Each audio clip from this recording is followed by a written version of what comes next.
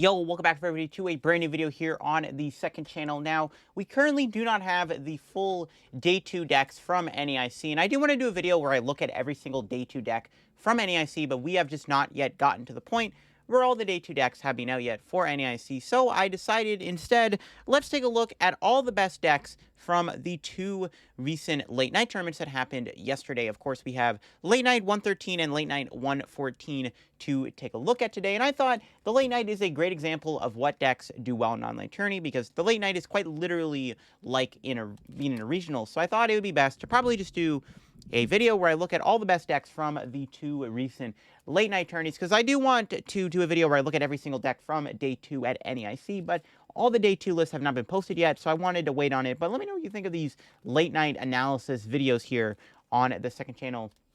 And by leaving a comment down below, and leave a like if you enjoyed. We actually just hit 6,000 subscribers, so I thought it'd be a cool way to celebrate 6K also. So thank you all for all the support on the second channel recently, as we have been growing. Maybe by the end of the year, we can get to 10K subscribers here on the channel. That is the dream. But yeah, let's take a look here at all the decks here from these two late nights. So first off, we got the late night number 114. Now this one I'm pretty sure is a bit later in the night, quite literally. And the other one, I'm pretty sure the other late night tourney is a little bit more earlier. As you can see, there's more people from across the world that are playing in this. So let's take a look here at some of the best decks. So late night 114, we do have the winner being Rayo 120 with the Rapid Strike deck. So Rapid Strike winning NEIC, but also winning in the late night tourney, which is a pretty big accomplishment. Now, of course, this list does look pretty similar to Cyrus's list. We do see it does play a few cards like Iono. It's got a superior energy retrieval. Once again, not playing any Drapion, actually opting for the one of Spiritomb. I don't hate it. I think Spiritomb would be pretty good against Mew VMAX, because against Mew, you kind of just have to use Inteleon VMAX, and I think that can still get you over there. You can still probably sub an Urshifu, because Rapid Flow is still really, really good at knocking out Genesect, so the Inteleon is probably the best way to kind of deal with the Mew VMAX matchup. Maybe you just try to win the game by knocking out multiple Genesects at once. We got the double Iono in the deck. The Luminion's in here. That's the only thing that kind of worries me about playing Spiritomb is you shut off your own Luminion, and your own Luminion is a pretty big factor in how Rapid Strike can win games, because you have access to fish, but not having access to fish with Tomb sometimes can be pretty annoying, so it is an interesting inclusion. But I think Spiritomb is kind of a natural fit within the Rapid Strike deck. And then you have to play Drapion, so it just kind of, I guess, works all the way. The second place deck, we got Nathan Ginsberg with the Duraludon. So quite literally a repeat of NEIC. Inteleon winning and Duraludon, Arceus, Umbreon are getting second place. This list is pretty straightforward. It's not like Ian Rob's list. We do see the Quad Iono, the 2 research. Actually not seeing a single Judge or Colress in the deck is interesting. We do see the double Discovery, the triple boss. So very, very heavy on the Gust. We see the 3 boss, 2 Umbreon. So quite a lot of Gust within the deck, and the Halucha Alakazam in there. We do see the Path and the Lost City split, which is really cool. The one of Choice Belt. So pretty straightforward Arc Duralist here. Bit more interesting take on the supporter accounts, of course. And then, of course, in third place, we got Xianpao, which Xianpao does really well in online tourneys, but then at NEIC, we didn't see any Xianpao in top 8. So it's kind of weird how it does good in online tourneys, but then IRL, it's not as good. Xianpao might just be a better best of 1 deck, in all honesty. Maybe that's why it does so well in these online tourneys. But this list does play the 1/1 Palkia V-Star and the Xianpao. Not playing the Arceus, which is actually what a lot of people have been trying out right now, is the Arceus V-Star, because it does let you do like Cologne Greninja plays, gets you Rare Candy Baxcalibur in like weird, dire moments. This build does play the 4 Irida, the 2 Iono, the 1 Avery, not playing any Bibarel engine in the deck, so this deck can lose to a good Iono stick, as it doesn't play Bibarel, but it does opt for a little bit more consistency with the Iono, the Avery for Disruption, the Research. I guess Avery could be pretty good against Gardevoir. If you like go Avery Greninja Knockout, it can be pretty devastating, so that could be a pretty good kind of tech card. Though finding the Avery with, I mean, I guess you have Luminion to find it, but it could be hard to pull off the Avery without, especially without having like Bibarel in the deck to try to rely on your draw gym. Does play a bit of a heavier count of Baxcalibur, though, with that 3 line. And then in fourth place here, we got the Single Strike Lugia. Once again, Single Strike Lugia being good, but not playing the Urshifu, so not having a way to beat Duraludon VMAX is definitely a very interesting take. And honestly, with Dura doing so well at NEIC, I feel like Lugia is going to have to start playing the Urshifu now, but maybe when playing Lugia, you just be like, well, I'm just going to take an L to Duraludon. If I play against Duraludon, I'm going to play against Duraludon. I'm just going to take an L there. And maybe that's kind of the thought process here with the Lugia builds now is maybe just take the Elder Dura, because I feel like, especially after NEIC, you'd want to play the the single strike Urshifu VMAX within the deck for Duraludon. But yeah, we see the single strike build playing the Iono, the Boss, the Burnett, just pretty straightforward stuff. We do see that Squawkabilly in the deck for the turn 1 Turbo to try to get into an Archeops discard play as quick as possible. We actually see a Tinglu deck in top 8 here. This Tinglu deck is pretty straightforward. We do see the 4 Tinglu, double Squawk, double Lucha, 2 Koraidon. We do see the 1 of Drapion and Spiritomb in the deck, so really trying to counter Mew, which is very, very much respectable because Tinglu does struggle against Mew VMAX because you can't really... I mean, Tinglu does shut off Genesect, but you're not able to shut off Mew VMAX as easily, and they can still do a lot of damage to you. So, like, the matchup is still kind of tricky because you're also not doing a lot of damage to Mew anyways because you're doing 150 minus 30. So, it makes sense to play the Drapion Tomb package just to try to beat Mew a bit easier. This build I do like. It does have 4 Research 3 Iono. There is a Penny in the deck. I think Penny's really good in Tinglu because you're able to recover basic Pokemon, and then we do see the double Bravery Charm and a Palpad for some extra consistency. So I do like this Tinglu list quite a bit. The triple Battle VIP is interesting, though. I mean, there's a world where you could even go down to 2 or 4 Battle VIP, maybe cut a Trekking Shoe. I feel like Battle VIP is just too good not to play 4 of in this deck because you're really just trying to get a very hot turn 1. 12 energy is kind of low, in all honesty. I mean, maybe even 13 energy might be a bit better, but definitely a decent list. It did get top 8. We see a Mew deck here. We see the Fusion Mew deck getting top 8 also with the Ice Cube and the Meloetta. Playing the 2 of Judge, the 1 Iono, the 1 Path, the 2 Lost City. Very kind of standard, very standard Mew Fusion Mew deck here. But yeah, Fusion Mew still being the best way to play Mew. And as you can see, like in the top 8 here, we did see there was Tinglu in top 8. There was a couple decks with Spiritomb. I mean, the Dura, the Inteleon, the Tinglu deck. Then we got a Giratina deck in top 8. Lost Tina, another deck that does well in online tourneys, but IRL does not have the same results as it does in the online tourneys. But Lost Tina could be better in best of 1, potentially, because it's a bit of a more... It's not as risky of a Lost Box deck than, like, actually, like, Turbo Lost Boxes in some regards, but Tina definitely is an interesting deck. It does have a pretty good matchup against Duraludon, and even, I think it has a good matchup against Inteleon Urshifu, too, to be honest. So, definitely a deck that can prey on the decks that did well in NEIC. Again, having that pretty good Dura matchup is really nice. And that's one of the main appeals of playing Tina. It just beats these Arc Pile decks pretty convincingly when you have Lost Impact and Star Requiem at your disposal. It can do a pretty hefty job at beating those decks. So yeah. Nice little list there getting top 8. Then we see the final deck in top 8 was yet another Arc Dura Umbreon list. This one is a little different than the other list. It does play similar cards, though, with the Boss. It does play that 1 of Judge, though. So trying to bank on the description. It looks like they cut the Halucha actually for the Judge. So the Judge, still nice to have. The hand disruption can really go a long way in Arc Dura. Still playing the path. Everything kind of still checks out in the Arc Dura list here. So like to see it. We can look outside the top 8, though, because we do have some other decks outside top 8. We got another Lugia deck here. We see the colorless Lugia deck outside of top 8. Once again, not having a way to beat Duraludon. And maybe that's just what Lugia does nowadays, right? Colorless Lugia outside top 8. But maybe it's just like, maybe colorless Lugia just doesn't beat Duraludon, you know? Or Lugia, maybe you just take the Elder Duraludon. Though there was 2 Duraludon in top 8, and obviously having a good performance in NEIC. It's one of the reasons why colorless Lugia and Single Strike Lugia might need to figure out a way to beat Dura, because it's like, the decks are really good if you're not playing as Duraludon. I think that colorless Lugia is still an underrated deck right now. It didn't really have a good showing at NEIC, but I do think that colorless Lugia is actually not that bad of a deck. Snorlax is a really good attacker. The Drapion V is a great way to deal with Gardevoir EX, because you can just have a turn where you can just go Drapion, boss a Gardevoir EX, and have a huge lead in the match. I still think Drapion is great in the Close Lugia deck. It kind of fills in for that not having a dark attacker like Tyranitar or Yveltal to help beat the Gardevoir deck. The Charizard is also really cute, too, as a nice big late-game attacker. That's one of the things that Colorless Lugia struggles with, though. It doesn't really have a strong late-game attacker. It does rely heavily on that Radiant Charizard, I find. So not really having that really strong late-game option is the only problem, because I do think Colorless Lugia might struggle a little bit more against something like Xianpao. The Weirder V does help, I guess, against Xianpao too, and Weirder V isn't a bad attacker either, if you're able to kind of just build up a ton of energy, so I think Colorless Lugia is still really strong. This list is interesting, actually playing 4 Lugia V-Star, so Lugia V-Star is one of the main attackers in the deck. I would still probably like to see 3 Snorlax. I think Snorlax is just too good not to play 3 of with the Therapeutic Energy. I think Snorlax is just that strong of a card to play within the deck. But I do like the idea of Colorless Lugia. I just think that taking the Aldadura is risky. We actually see the first Gardevoir deck here outside of the top 8. Looks like this Gardevoir list is pretty bog standard.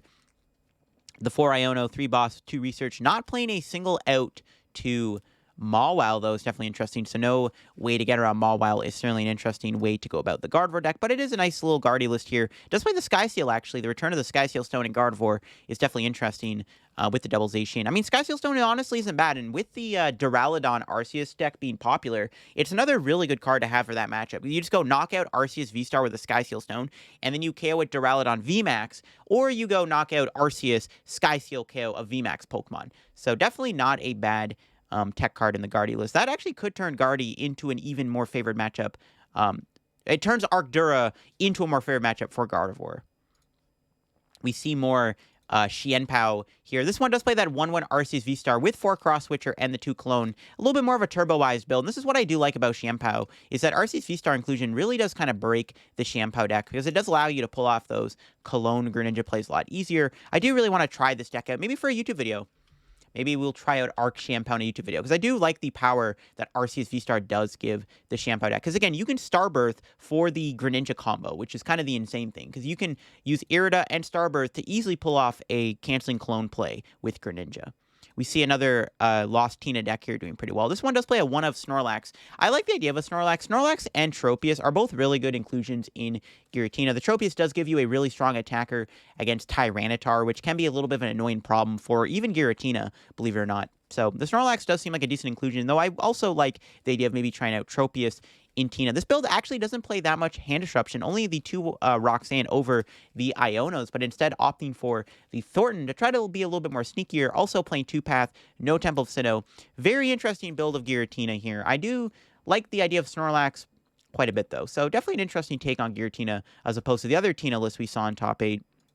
We got Benny here with the Single Strike Lugia. Does play the 1/1 Urshifu, which again, I think the 1/1 Urshifu is very strong right now. Does also play the Squawkabilly in the deck. But yeah, no, I think Urshifu is just really good right now against the Duraludon, and it's also good against like other things. It's not just really good against Dur, it's also really good against Arceus. It trades really well into Arceus, and also it's good against other weird things like Flying Pikachu or whatever. So I think Urshifu just has to be a staple in Single Strike Lugia. It feels like you're taking too much risk for not playing it.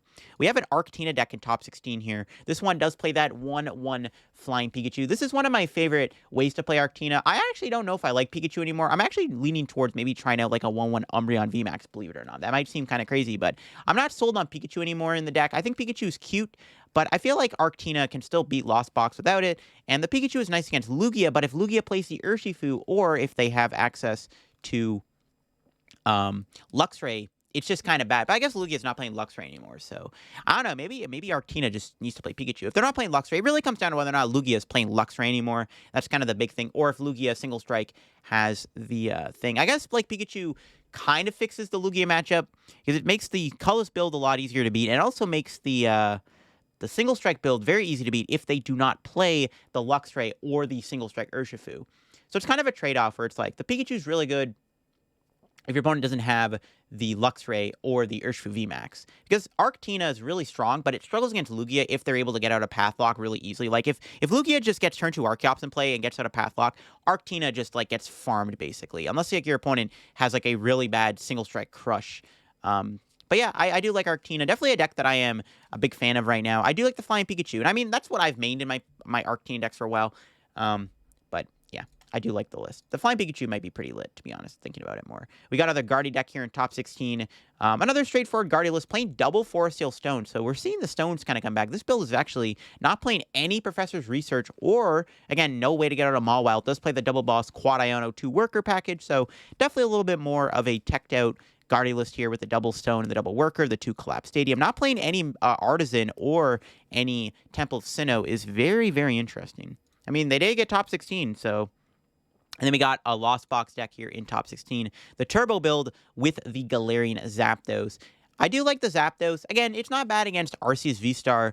Because against Arceus V-Star, you can go Galarian Zapdos or Arceus, which is kind of insane to be honest, because one of the things that Arceus is so good at is it just kind of walls Lost Box so well, because you can Dragonite it for 250, and then they just respond with a Duraludon Lost City, remove the Dragonite from play, and then you're basically stuck having like no big hitter. So when you're able to Zapdos or Arceus, they knock out the Arceus with Duraludon, and then you can swing the Duraludon with Dragonite, and then kind of figure out a map from there. I mean, I don't know if it's still enough though, to be honest, but I definitely don't hate the idea of the Galarian Zapdos in the deck for the Arceus matchup. It's not terrible.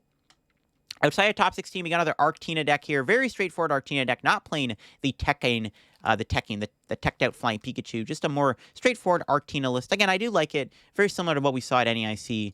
And then we got another Lugia deck here at 18th place. This one does play the Urshifu. So again, we do see the two Lugia decks that didn't get top 8 do play the Urshifu, and the one Lugia deck that did play that didn't play Urshifu did get top 8. So I don't know, man. Is that a sign?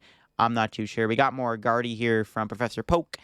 This one is a bit more of a conventional list, right? We do see the reversal, the 3 stadium split, the 2 research, no worker though, or penny. So again, not really respecting the Mawile. Though to be fair, I'm saying not respecting Mawile. We haven't even seen a Mawile used yet at all in any of these decks in the late night. And then we got another Lost Box deck here, a Turbo Lost Box deck with the Artisan. Pretty straightforward list here of Lost Box getting 20th place. We got Cashman here doing well with Arctina. This has been Cash's main deck recently, is the Arctina deck. And this is a very straightforward list playing the Gen Energy and the V-Guard split. I do like that. The 2-2 Bibarel, the 3 Iono, 4 Judge is very, very heavy disruption on the Arctina. My issue with Arctina, though, with playing heavy Judge Iono is that you're basically relying on getting, like, turn 1 Arceus. And it's actually hard to draw Arceus off of Judge and Iono. So that's kind of my issue when playing Arctina is, like, I'm finding that I'm struggling to find the Judge and Iono when I need it the most. But it works for Cash, so hey, it works all the same. We got more Xianpao here doing pretty well. Double Palkia build. Playing the Avery. So it looks like all the Xianpao builds we've seen have been playing this Avery. So looks like Avery's now going to be like a staple card. But again, I think Avery's really insane in the deck. If you're just able to like go Avery, Greninja, you just kind of like win the game against Gardevoir, I guess. So it's just kind of a good tech card. We got another Tinglu deck here in top 32. This one does play that 1/1 Drapion V-Star. Like I said, Drapion V-Star isn't a bad option. I did play it in my YouTube video I did on Tinglu. Build does play some other cards like Temple of Sinnoh, Experience Share, Echoing Horn, Penny, Thornton too. Not as much draw in terms of rough draw. We do see the 4 Judge though, so a little bit more of a heavy disruption, techier build of Tinglu, which I do rate it. We got more Single Strike Lugia here. Playing the Urshifu once again. Just going to see if the Single Strike Lugia decks in these late night tourneys got the Urshi. We got another Lost Tina deck here. Doing pretty well, getting top 32. Pretty conventional. Not playing the Snorlax or Tropius, though. Got another Guardy deck here. This one does play Penny, so this one is not losing to Mawile anytime soon. It does play, yeah, it's just more straightforward build here. We got another Lost Tina. Again, 4-3 Tina. Very heavy Giratina count, actually. 4-3. I mean, I don't hate 4-3 either. 4-3 is decent. The one of Ultra Ball 2 with a 3 Giratina. Try to increase the odds of getting that turn 1 Giratina is pretty respectable. And we got a couple more Arc Duralists here doing pretty well. We got an Arceus Duraludon Umbreon deck here. This one, very similar to more of the Ian list. We got the 2 Judge, the 1 Volo, the 2 Research, no Colress's Experiment. So very much a lot of 2-ofs, which isn't bad either, right? Because it does need to have some draw engine, and playing 2-ofs just, I guess, makes sense. I do think, though, the deck should still play a heavy Iono count, but we do see the 1 of Panic Mass in the deck to try to help against Gardevoir, and the Luminous Energy is pretty good, too, allowing you to use Lumineon V, but also Luminous Energy does count as an extra metal or dark energy sometimes, or fight energy in some of those weird scenarios, which is kind of cute. Another Arc Dura deck here getting top 32. This one does have the Path, the 1 Judge, the 2 Research, 4 Iono. 3 Boss, once again, very heavy Gust within the deck. The cool case was actually, we see a Noivern deck getting top 32. Now, this was kind of the big story of the late night the other night, was the Noivern deck doing pretty well. This does play 4-4 Noivern and 3 Celebrations Mew, 3 Fan of Waves, very heavy disruption build of Noivern, 2 Energy Search, 3 Iono, 4 Research. No Judge is definitely interesting. I feel like if you're going to play Noivern, I still think Judge is a really good tech card to play in the deck. But definitely an interesting build here of Noivern, and you like to see it. And then we got more Xianpao here in top 32. This one does play Bravery Charm and the Snow Mountain whenever a player puts an energy on their Pokemon that takes 20 damage. Does that fix any math? I guess it might fix the math for Palkia in some odd scenarios against V-Stars. I don't know if it's going to fix the math, though, for a Xianpao. That is certainly an interesting thing to see, though. And then the last top 32 deck here we got is another Turbo Lost Box. Playing a Medicham. That is spicy. Medicham and Lost Box feels like it could work. Like, in theory, you're able to definitely abuse Medicham. There is going to be so many scenarios where Medicham is going to be good. I mean, Sableye Medicham is a pretty good combo in theory. So I wonder if this person ever got to pull off some crazy Medicham plays. Because, I mean, if you're able to Yoga Loop and Lost Box, you're probably just winning the game, right? You're just flat out winning the game. Because you can, like, go Sableye and then Yoga Loop the following turn, and then Sableye again, or Sableye, Grenade. I don't know. There's so many plays. That's a very big brain card, because then you can pull off, like, wacky Dragonite plays or something. I don't know. Definitely a really cool card to see. So that was that late night. Now we can move on to the late night 113 here. This one was, I think, not as big as the other late night, but we still saw some interesting results here. We got Lugia Single Strike winning, and the Lugia Single Strike deck that won this other late night actually did not play the Urshifu, played a bit more of interesting supporters. We see the one of Zinnia's Resolve. 2 Urn of Vitality, so a bit of a lower Urn count. Not sure I feel about that, but not playing any Luxray is interesting, so that's going to be the big thing when playing the Flying Pikachu in your Giratina deck is Lugia going to respect the Pikachu / Duraludon. We got another Arctina deck getting second place. A very straightforward list here of Arctina. Again, playing just the heavy hand disruption. I do like the one of Research. I do like this build, actually. 3 Judge, 3 Iono. Does seem pretty solid overall, and the one of Charon's Care is pretty good, too. And again, losing to Lugia doesn't surprise me, because again, Arctina does struggle against Lugia, though if this Arctina list played the Pikachu, it would have been a bit different. We see a Lost Tina deck also doing pretty well. This one, another straightforward conventional list using the Iono Roxanne split. I've even seen some Lost Tina lists play like 2 Ionos, 1 Roxanne. Like, Iono Roxanne are kind of doing similar things, so to be fair, Iono does get you more draw in the early game. Like, it's actually, like, not a bad card to play if you're not finding Cold War. As long as you're progressing your Lost Zone, playing Iono isn't terrible. As long as you can follow up with, like, a Mirage Gate the following turn after playing the Iono. Another Arctina. So 3 Giratina decks getting top 4 in this tournament is kind of insane, to be honest. We see yet another Arctina deck here. Again, very straightforward build of Arctina, but this one does play 3 Research, so really trying to get that extra draw in, which I do rate a lot. I think the heavy hand disruption is good, but it also hurts you. Like, sometimes you just give your hand a bunch of mush, so I do like the idea of, like, 3 Research. I think a couple of Research is honestly still really good in Arctina. We see Guardy here in top 8. This build does play the Penny, so respecting the Mawile, but we haven't seen a Mawile yet, so I guess Mawile is just non-existent in an online tourney scene. Playing the 10 Energy, 1 Reversal. And that Penny, of course. We got another Arctina deck in top 8. So a lot of Tina. This one does play that Flying Pikachu VMAX here, getting top 8 with Flying Pikachu. See, this list I do like. 3 Research, 3 Judge, 2 Iono.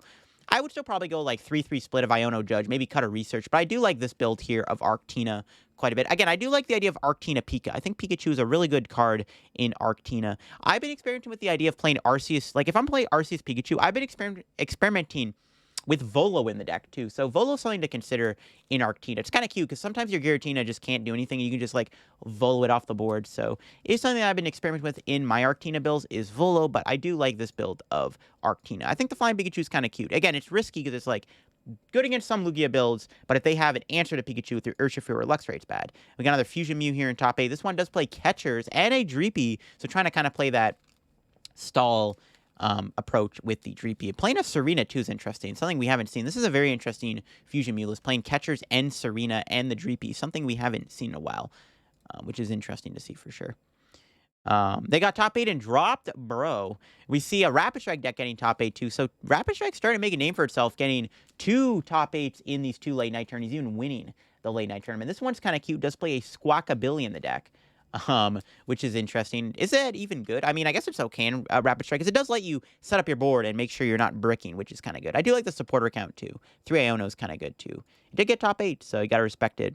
We got, in 9th place, another Single Strike Lugia deck, playing Urshifu and Mawile. So they're playing Mawile. I'm not sure you need it, because I feel like Lugia just kind of beats Gardevoir, but I guess the Mawile helps a little bit. And it's not just for Gardevoir, obviously. It can be good in other matchups. Even Lugia, to be fair, so I mean, I don't hate it, I guess.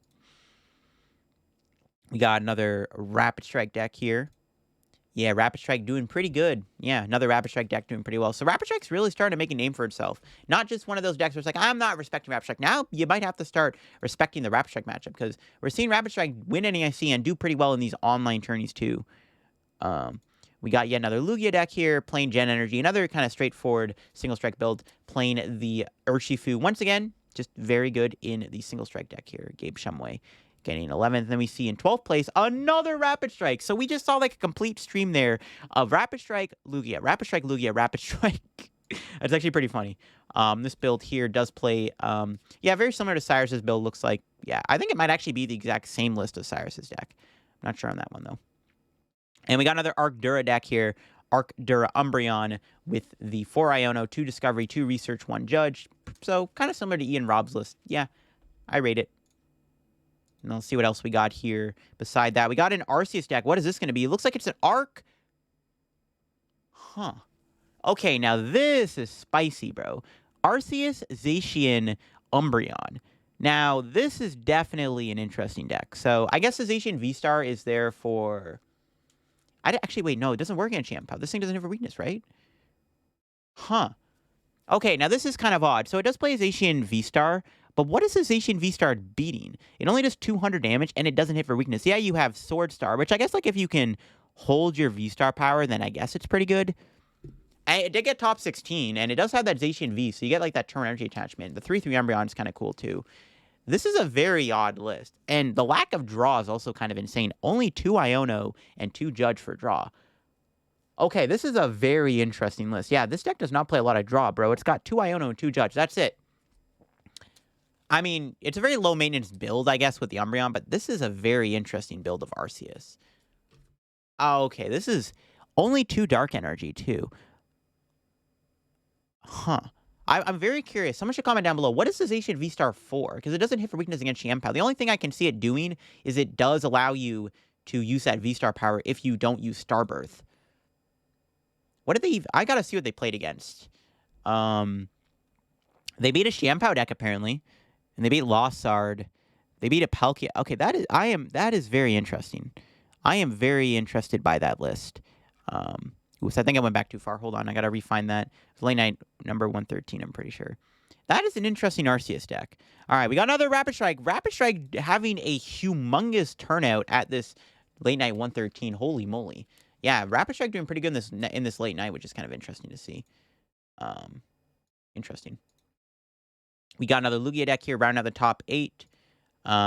This one does play that Luxray, so it is a colorless Lugia build playing the Luxray in the deck to try to help against, I guess, stuff like Flying Pikachu, Palkia, and just having a nice backup attacker is pretty good, so I do like it. Yeah, that's the thing with colorless Lugia, is like, some lists are play Luxray, some lists won't play Luxray. We saw this one doesn't even play the, Radiant Charizard in the deck, but does play the triple Snorlax.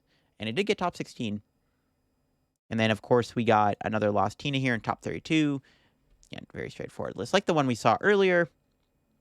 We got another Lost Box deck here. This one looks like the Kyogre Lost Box deck. Kyogre's kind of been falling off recently. Didn't really do too well at NEIC, but it is starting to kind of make a comeback in online tourneys. I guess maybe Kyogre's better than best of 1, but I guess when you have deck knowledge, it's easier to play around the Kyogre. We got another Giratina deck here. Lost Tina playing the 1 of Drapion, 2 Iono, 1 Roxanne. So playing more Iono, which again, I do like Iono more than Roxanne because like Roxanne is good, but 2 Iono does give you an extra draw supporter, which again, if you're not playing Color, sometimes Iono isn't the worst card to play, to be honest. You know what I mean? So it's not terrible. We got a United Wings deck getting top 32 here. I like to see a United Wings. Very similar to Alex Shemansky's build, it looks like, but it does play 2 Supporter Gallade and the Radiant Serena in the deck for healing and an Iono. Maybe it's not as similar to Alex Shemansky's list as I thought it would be. It's an interesting build. It's got a Luminion, too, alongside the Squawkabilly. We got another Lost Box deck here. Yeah. Lost Box doing Lost Box things. We got another Arcdura deck here in top 32. Yeah, I like this list. A lot of draw. 2 Iono, 2 Judge, 3 Research. Actually not playing Adventurous Discovery, so trying to play a bit more of a draw, like just more draw instead of Discovery. I still think Discovery is good. After playing Discovery myself at NEIC, I really like the Discoveries in the deck a lot. Like, I'm going to say I really like the Discovery, so I still think I'd want to play it. I do like the approach, though, of just playing a lot of draw, though. I think playing draw is still good. It just means you're going to brick less overall, which is nice. More Rapid Strike doing pretty well. With the Spiritomb, too, so the Spiritomb in the deck to help a little bit.